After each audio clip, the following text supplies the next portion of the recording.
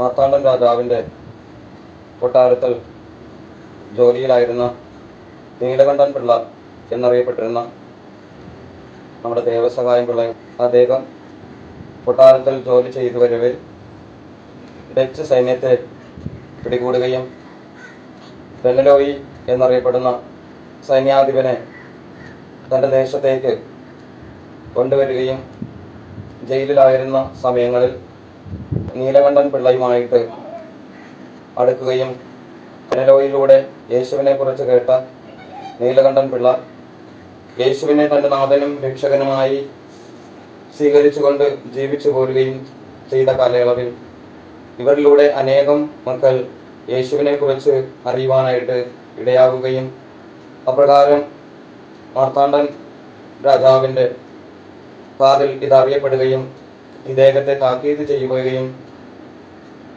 യേശുവിനെ തള്ളിപ്പറയുവാനും ഏത് ജാതിയിലായിരുന്നുവോ ആ വിശ്വാസത്തിൽ തുടരുവാനായിട്ട് രാജാവ് ഉത്ബോധിപ്പിക്കുകയും ചെയ്തുകൊണ്ടിരുന്നു.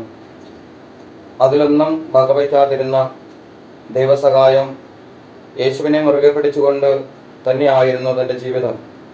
അതിൽ കുപിതനായ രാജാവ് ദൈവസഹായം പിള്ളയെ ഒത്തിരിയേറെ പീഡന മുറകളിലൂടെ കടത്തിവിടുകയും യേശുനാമത്തെ ഉപേക്ഷിക്കുക, നീ പഴയതുപോലെ ആയിത്തീരുക എന്ന് നിർബന്ധിക്കുകയും ചെയ്യുകയുണ്ടായിരുന്നു.